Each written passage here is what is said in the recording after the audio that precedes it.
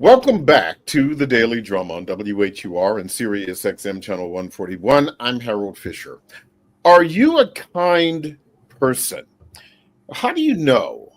And how is kindness defined in this day and age? Is there a place for it? Well, today is World Kindness Day. It's first established back in 1998 and designed to spark a global conversation about the transformative power of kindness. Well, joining me to talk about this are Dr. Renee Carr, psychologist and political and corporate advisor, and Shasheen Shah, executive coach.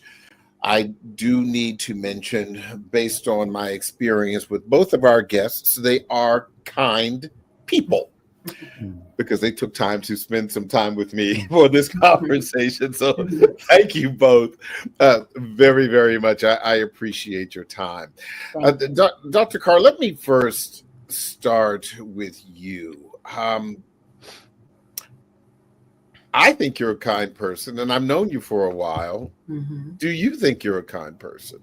I think that I'm a kind person. And the only reason I would say that is because even when I try to be mean to people who have been mean to me, I have to deliberately say, you have to stop being so nice to that person. Or when someone does X, Y, and Z. That's actually a little bit of a background. And that's why everyone was so surprised I even went into politics or even into psychology, because they're like, you're just way too soft for that. How are you going to be able to stand up to everybody? So I would say yes. Mm-hmm. And Shasheen, same question. I think you're a kind person, but do you think you are? I think I'm a really kind person. And I want to differentiate the two different kinds of kindness. I mean, in some ways, there's kindness that I've seen in myself as a coping mechanism to get along in the world, to just kind of navigate the world in a particular way. And then there's an authentic kindness that really stems from me being grounded in my practices every day, and that changes day to day. I think that, if we really want to open up the door here to the World Kindness Day, I think it's a call out to all of us, especially in light of what has been going on in our country and our nation.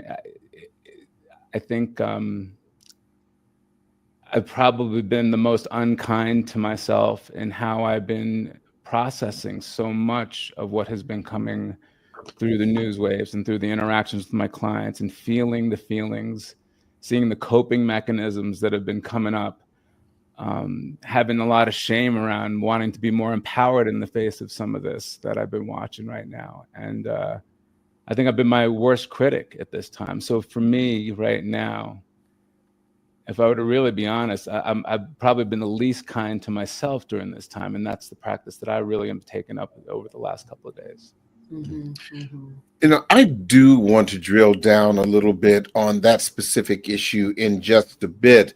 But, to your point, Dr. Carr, how would you define kindness? Kindness is when you're doing an act that would benefit someone else from an altruistic standpoint without having any desire or underlying intention to benefit yourself.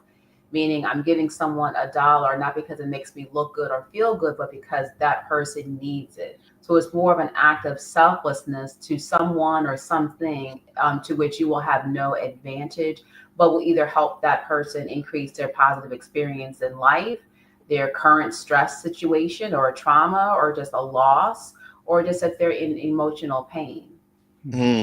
I'm sure you've heard the term, don't take my kindness for weakness. Yeah. Do you believe that in this day and age, some people see kindness as a weakness? And even if not, at what point do you find that kindness may put you in a position to be taken advantage of? I think that the world has become increasingly less kind and more self-focused, as we see often in our political beliefs or what we value. And so for someone to say, don't take my kindness as a weakness, I think, as Shasheen was saying, it's a defense mechanism that I am kind, but I also know how to stand up for myself. And so I think with people saying, well, can you still be kind in this world? You can, but now kindness has become monetized and politicized, and people who say that they are kind or loving or considerate of others are really only doing so because of their personal benefit, which is the antithesis or the opposite of actually true kindness. You know, Shasheen, you just spoke about being unkind to yourself. I'm sure that both of you are aware of this movement that we have seen in the public square, on social media, about self-care. Can self-care, being kind to yourself, Shasheen, be a selfish thing, or unkind because you are thinking more about yourself than others or other situations that could possibly use your kind contribution? That's a good question. Yeah, I think, can it be seen as selfish? Yeah, and I don't see anything wrong with the selfishness of that, right? Because I think that if I come from that self-care as the foundation for my interactions with people, it allows me to approach things with less reactivity and more compassion. At the end of the day, that's the interpersonal side. And if I'm not taking care of this foundation, I'm not going to be as useful or effective out there in the world. I can certainly put on a good mask and I can certainly play the game. But I think this time is calling for a deeper healing in all of us and a deeper level of introspection for all of us to really find, I mean, when we see injustice in the world, when we're dealing with the kinds of conversations that are out there in the public right now, it can be really re-traumatizing for those of us who grew up with trauma, that have experienced collective trauma culturally in our world. And that's a huge, courageous responsibility to take on for yourself as an individual. And I just think that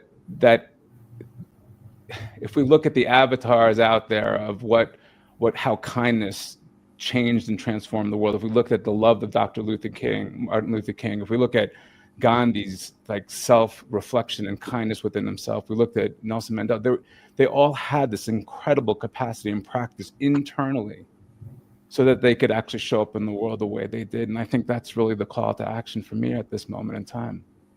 I want you both to take a moment to toot your own horns at the risk of sounding, I guess, a little. Just say it, Harold. a little self-serving. Spit it out, man. Shasheen, give me an example, the first thing that you may do day to day or week to week or frequently that is an act of kindness. And I'm not talking about anything particularly lofty or anything that is planned, but something that you do that is, in your mind, automatic for yourself. For my kindness towards myself or towards others? To others. Towards others? Gosh, I mean, just the work that I do and the approach that I take with my clients is just, it's coming from a real genuine place of curiosity and compassion and kind of driven by a higher purpose to use myself as an example in the world to create healing. I mean, so that's one. I think the other thing on a day-to-day basis, to reach out, to touch people, to actually kind of pick up the phone, to connect, to create some kind of connection. A lot of times I'm sending video messages to people that I know I haven't spoken to in a while, just to let them know I'm thinking about them and let them know that, that I'm here. That came in the days of COVID. I remember we were so isolated, and the feedback from getting a video message was just to let them know I was thinking of you, and to actually see someone, to witness someone can be one of the greatest gifts you can give somebody. And I think part of that is also what I was saying earlier, is witnessing myself, witnessing what's going on internally and finding a compassionate approach to the things that are going on internally for me. And I got to tell you, this morning I woke up and I didn't feel that. I felt a lot of insecurity, a lot of stuff going on. I wasn't particularly proud of where I am in the moment right now. And I had to just meet that part of me with some kindness, meet some part of me with some compassion so that I could even show up on this today. This was an untimely thing for me today. I got the message late at night last night because of other circumstances. And I was like, I'm not ready for this. This is too late. This is the last minute. Hold on. Take a deep breath.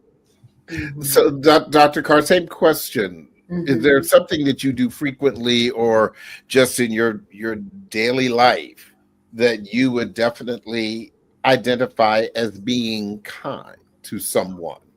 Yes, I don't really do it intentionally, but I just get feedback about how I'm usually able to see something nice in someone else. Like, oh, you look nice today, or oh, that cologne smells nice, or oh, that shirt looks nice, or oh, you look really happy today. I'm able to find something because I always feel like you never really know. With me working with high profile people on the outside are not always who they are on the inside. And so even if someone looks happy and, living, la vida loca, they actually may not feel that way on the inside. So if you can find something kind to say to someone that's actually authentic, then I think that's good. And I do that. But I think I also got that from my mom, because my mom was always like, oh, you look nice, Miss Susie. So, so I think that part is true. But I also think that sometimes being kind may not be what the other person enjoys. So in my work, part of my being kind to clients who are used to having yes people with them is me being someone that you can trust to give you information, even if you don't like it. Because then at that point, if I'm saying what you want me to say, because it strokes your ego or it will secure my financial contract with you, then that's selfish and not kind. So I take my commitment to confidentiality and telling the truth, even when it's uncomfortable, as an act of kindness. And so it may not give them, warm and fuzzy feelings, but at least I feel like that's me being kind, focusing on what they hired me to do or what would be good for our state or society rather than my own selfish gain. I do want to piggyback on what Shasheen said. It was kind of hard to think about talking about kindness today, because usually the people who are kind are not the ones who often do things in ways that are kind toward others. And so I was just trying not to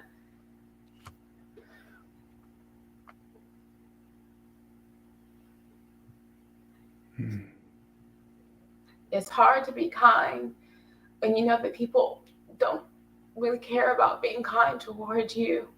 Yeah. And you have to sometimes, as Shasheen said, focus on what can I do? So even if it's not easy to be kind, what can I do to not be hateful? Yeah. And so that's what I've been working on lately. Yeah. Yeah. I think this is a perfect opportunity for me to take a break. And you take your time, Dr. Carr, and we will be back in just a minute. Don't forget, you can hear this in every edition of the Daily Drum Insights segment via podcast on WHUR.com. The original Quiet Storm with Raheem Devon is next on WHUR. I'm Harold Fisher. This conversation continues on Sirius XM channel 141 and 96.3 HD2 in just a few seconds. Welcome back to the Daily Drum on Sirius XM channel 141. I'm Harold Fisher. We continue our discussion about World Kindness Day. My guests are Dr. Renee Carr, psychologist and political and corporate advisor, and Shasheen Shah, executive coach. Before the break, both of you were asked about examples of kindness, toward each other. And I wanted to note that both of you spoke about kindness in the capacity of your jobs. I would submit that both of you and all of us, no matter how important our jobs are, that they are not all that we are. So I will ask the question again, Shasheen. Yeah. Outside of the work that you do with your clients, um, give me an example of something that you would say is an act of kindness, whether it is something that is spontaneous or something that you do because you know that it is important to be purposeful in your kindness. I mean, I like Dr. Carr's example about, noticing people. I think it requires a level of presence. And I think that's a really good litmus test for me about where I am in my day. Do I have the presence to notice others? Do I have the presence to see others? I think, when we think about what we want as individuals to be seen, to be heard, to be loved, when you can give that freely, and when that comes through in that authentic way, and if you have the presence to actually be there, to just notice somebody, to say hello, it's just a friendly nod, to smile. Those are all ways of spreading kindness and light and candles all around you. And I think, like I said before, sending videos and reaching out to people that you haven't spoken to, consciously thinking about people where they are, having that practice in your life, I think is a really, kindness it's a real practice of courage. And that courage really comes from an internal conversation of, am I just centered and grounded enough to be in the world in a way that can be kind? Mm-hmm. What about you, Dr. Carr, outside of your capacity as a psychologist and your clients? Well, I'm also a big baker, so I love to try different recipes. So I have plenty of neighbors who like to get my treats. So one thing I do is I feel like I try to make sure if someone is new to the neighborhood or they're kind of isolated, I make sure that we go and deliver my Godiva brownies or something to them, just be like, oh Oh, hi, so they don't feel Come alone. on. Get on that list. Yeah, oh, so how about that? Oh, I'll yeah, and it's take all two, organic, please. by the way. Organic, non-GMO. So I try to do things Right. like that. One, I really enjoy baking, and to me, it's a perfect excuse to be able to be neighborly by giving out, my little goodies. But I think that you also have the wrong audience, because when you're a psychologist, when you're in nursing, your personality is why you're attracted to those fields.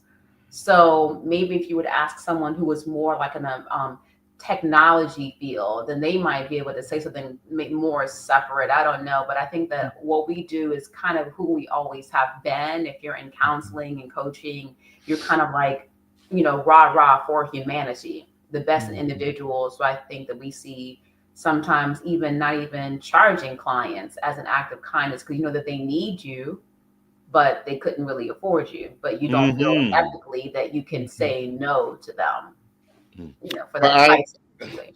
I have, in sharing, I have a story. This happened recently, and I've had this year a whole lot of work done on my house, and and I posted this on social media.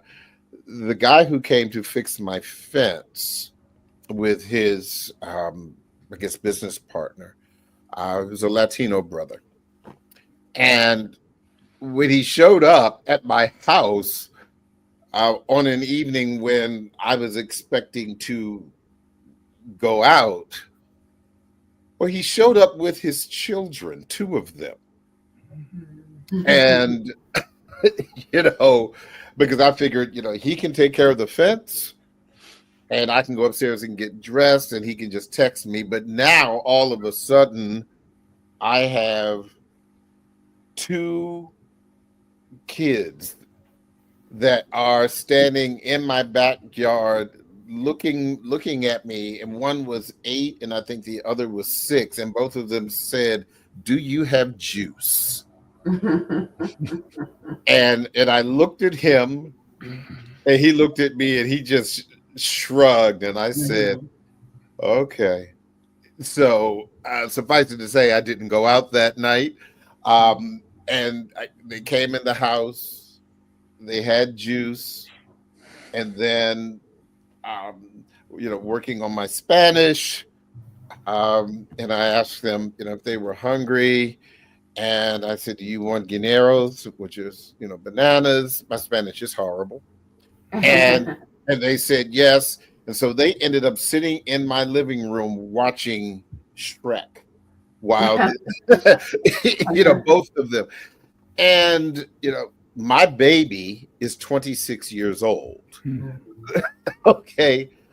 So I haven't had really young children in my house in a really long time. My house is not built for children.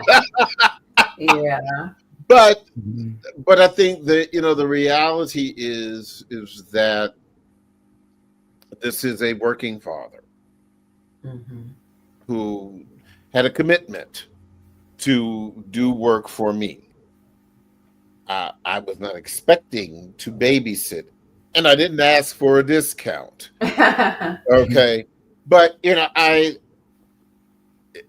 and for me, because I would like to say that my parents were my father and stepmother, my stepfather also, and my mother is of those four, the last one who is still living. All of them are very, very kind.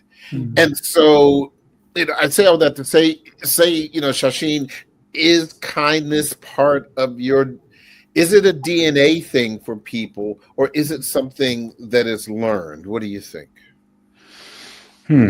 I definitely think I think inherently probably there is kindness in all of us. I think that kindness, when we're born into this world, I think a lot of the unkindness, the inflexibility, and is kind of generated through growing up in whatever system we grew up in as a kid.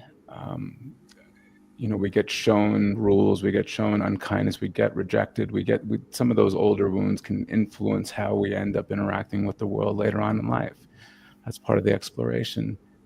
The story is interesting, right? Because to me, is it kindness? Is it flexibility? Is it about setting boundaries? Is it about how you set up these engagements? And there's so many things to unpack in the arrangement there. But in that moment was a choice, right? You could have huffed and puffed. You could have carried it on. You could have been frustrated with the whole thing and felt dominated by the fact that this man has come into your life with these two kids and been upset, or it could have just been a moment of flexibility. But it's going to depend on what the orientation is and where you locate yourself in that conversation, as a victim, as somebody that needs to. There's so much in that, but I think it's a practice. It's a courageous practice, kindness, because it requires something inside of us that as adults, I guess it depends on the individual, but I know for me, what has occurred in my lifetime, the traumas that have occurred in my lifetime have separated me from fellow man. And my job has been to reclaim and come back and to see that everyone's got a story. Everyone's got a wound. Everyone's got fears, even the ones that you were talking about, Dr. Carr, that don't want to be kind back to us. And that's really been the spiritual practice that I've had to keep leaning into. That is not easy. And that's why I say it's an act of courage. And what it takes, I think, individually is a much deeper conversation and a much deeper practice that, we can talk about. But I think that if you look at it from a psychological, developmental point of view, we are born the reason why you have like the terrible twos, as they would call it, when you're hearing anyone say no, then they have a tantrum, is because we do come into the world from a very self-centric view, and you need that to survive. When you're being told no, then that, psychologically it's like, what do you mean no? So then you start understanding.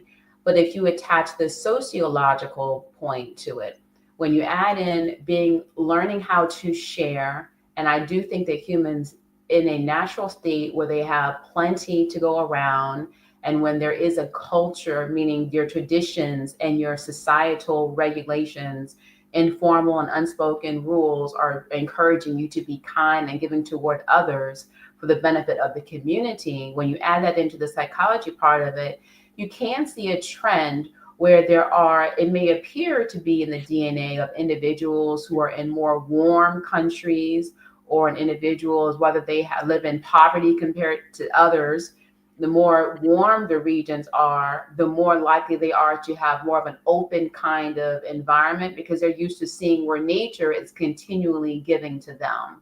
But if you live in colder environments where it's hard to get food, it's hard to even be warm physically and comfortable, then you may see that I need to find other ways. I don't see the nature or the environment being as kind to me. And so therefore, I don't see where being kind is something that I am accustomed to.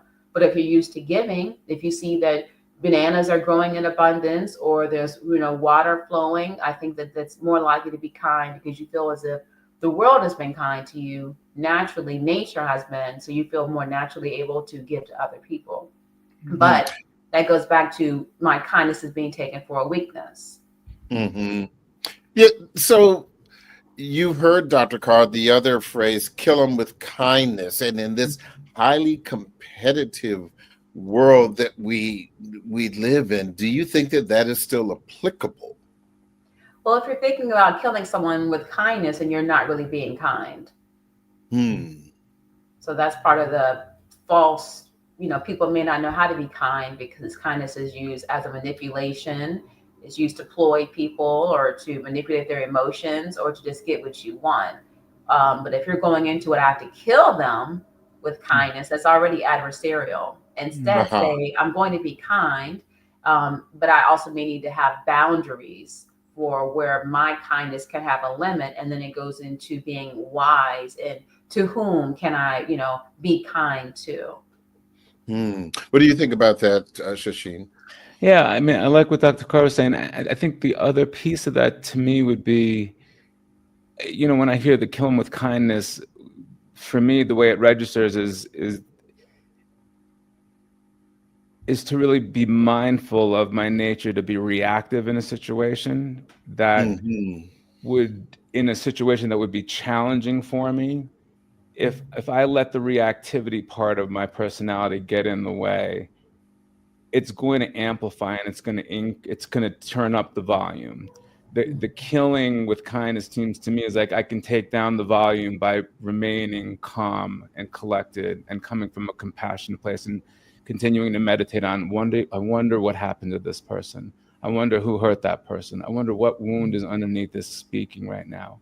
I wonder what this person's struggling. That's the other side of it to me, is that the reactivity is what gets me in trouble every single time. That's the part that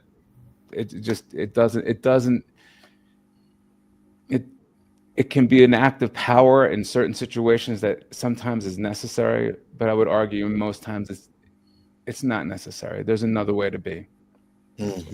Dr. Carr, we are at the end of a volatile election season, and no matter who you support or supported in the presidential race, for example, we have seen probably some of the most acerbic things said, the things that just make us bristle when we hear the one side describing the other. And I would argue that all of us in this conversation are old enough to remember when perhaps it just wasn't like that way. Or do we just have short memories? Do you believe that it has always been that way? And that this is just the latest reiteration of the way politics, for example, has always been?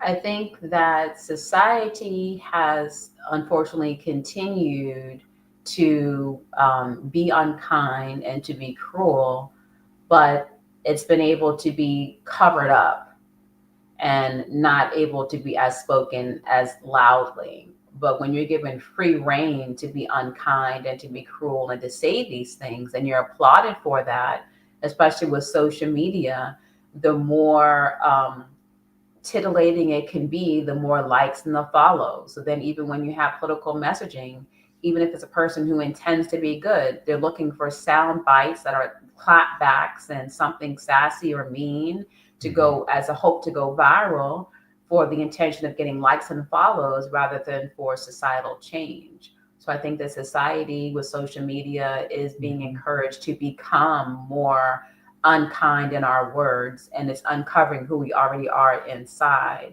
And that if you're not like that, then you won't give into that. But if society at large is encouraging that and applauding it, voting for that, then you're going to be reinforcing those behaviors to continue.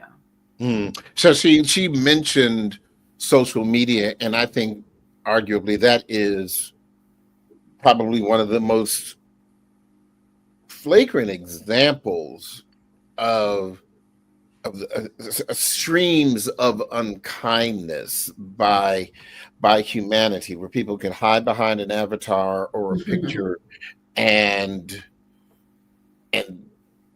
put an opinion down, and then all of a sudden it is, it's like unleashing the Kraken, unleash the hounds, whatever. I mean, talk to me about your thoughts about, the impact that social media has had on the ability of people to be less kind or kinder. I mean, I like what Dr. Carr was saying. I think, to just piggyback on that, I think we've learned that outrage is profitable, division is profitable. It drives likes, it drives views. And if we really get honest, this is what all the media companies are just benefiting from, the addiction of the news cycle. Did you hear what he said? Did you hear what he said? The more outrageous it is, the more time they get on the air, the more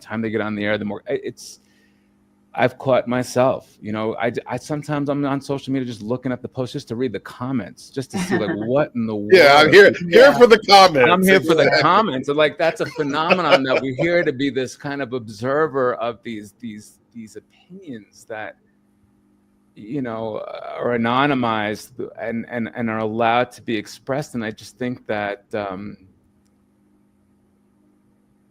I don't know. Yeah, it's really a factor in our today. It's in our with 24-hour news cycles, the updates and notifications and everything like that.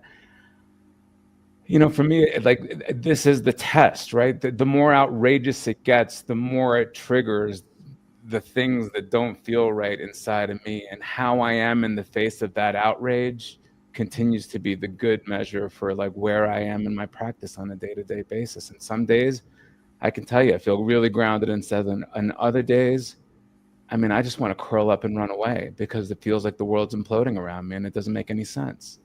And I think that's what we're seeing out there, and I think that's what we're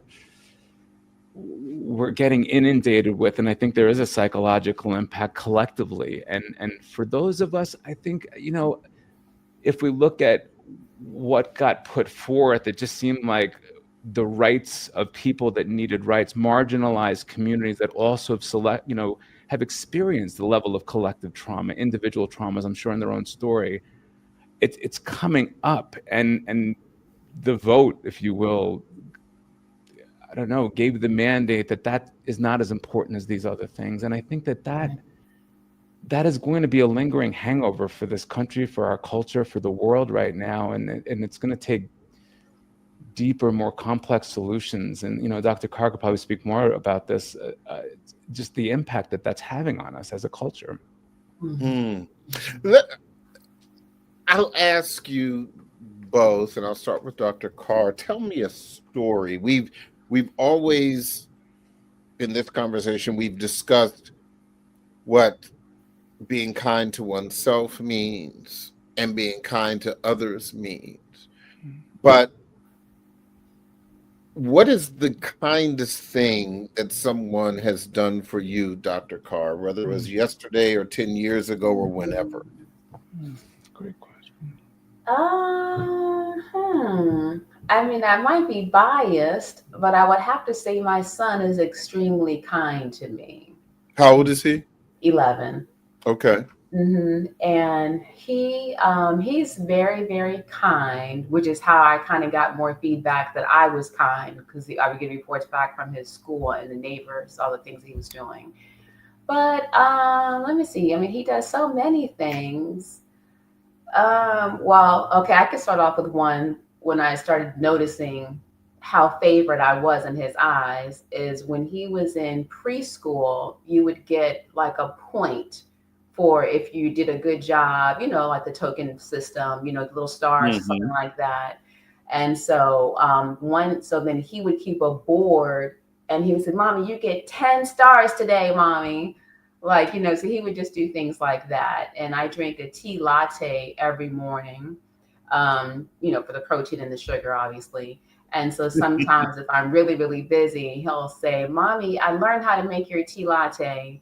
And so I think little small things like that for someone who doesn't really know. I mean, he knows the kind of work that I do and Hmm. might overhear some of the conversations, or sometimes he's with me at press conferences, so he kind of knows the impact.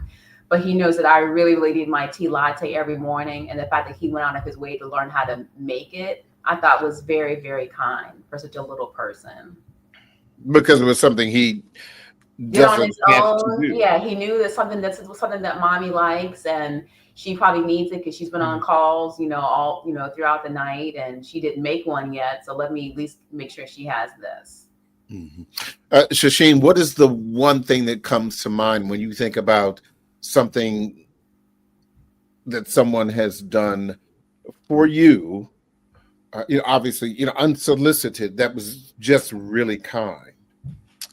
Yeah, I think in every example, it's always this unexpected acknowledgement of my presence or existence. I mean, it always seems like it's that way, whether it's someone's written me an unwarranted, like a check saying thank you, by the way, for what you've done, and an acknowledgement in that way. Someone just picking up the tab and just saying, hey, we're going to pass on this good act of kindness today. I mean, I've had that happen to me where someone's just paid in front of me and just for no other reason, just to do something nice. But was there I, a specific incident, one that really sticks out for you?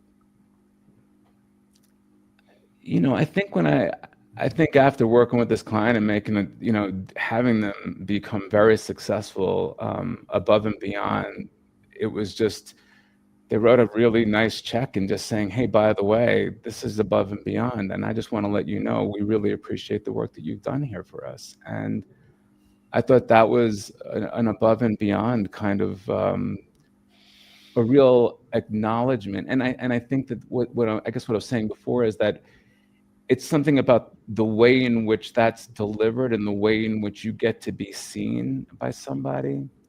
And I think that that's such an important part of how the experience of kindness can be received from somebody, is when they do see you in that way. I will share the same, because I was also just kind of reminded, even when I asked the question, and there have been all kinds of acts of kindness Yeah. that people have done for me, but I remember this was back in 2001, and I was living in Kansas City, and I was the anchor for the NBC station there, and there were three college-aged ladies living on the same floor of the apartment building, and they would see me every day, and they saw me on television. And then one week they didn't see me. I was sick. I had walking pneumonia. Mm. And when they hadn't seen me, they came knocking on the door and found it took me forever to get to the door, because even though I had walking pneumonia, I was barely walking. Mhm. And when they discovered that I was ill, one of them came in and began cleaning my apartment. Oh. The other went into the kitchen to cook because I had not eaten. And when she discovered that there was little food, she sent the third lady out to the grocery store to buy groceries. Um, because I was really weak.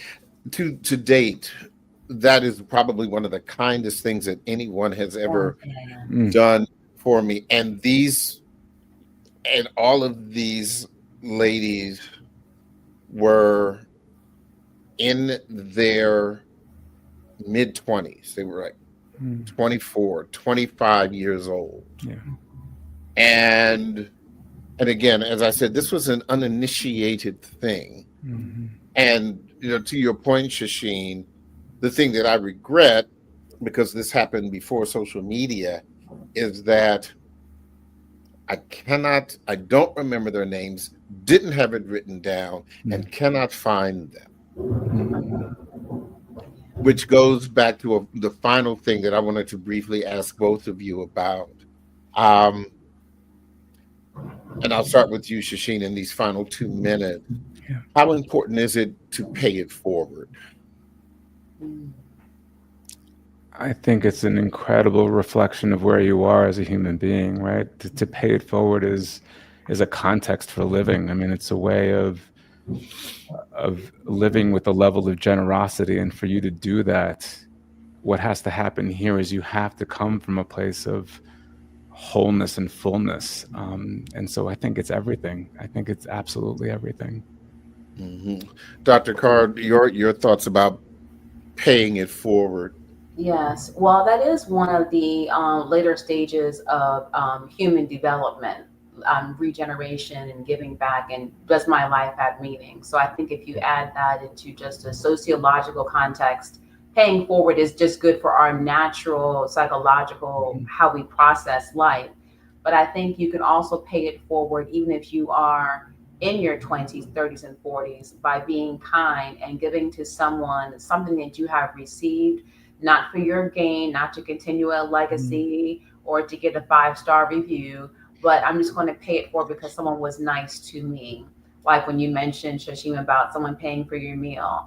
I've been in those coffee lines when someone paid for your drink and then you paid for someone else's, and it just, makes the community seem nice. I mean, I did hear from baristas that they said that makes their ordering really inconvenient, but for the rest of us, we're having a love fest. But I think it is important to pay it forward because even when you are altruistic, meaning you're doing it purely for the benefit of someone else, it does give you a sense of community, which then creates a sense of positivity mentally and physically for you. And then you can be not only in a higher emotional state as far as happiness levels, but it can also make you want to be more kind, to get those endorphins coming back to you in a cycle. And the more happy you are, the more you can give to other people. But the more hate you have, the more you feel you need to hold on. And so you can be kind and you can pay it forward, even if it's just a smile. You can pay that smile. Someone smiled at you, you can be kind and give that smile to someone else.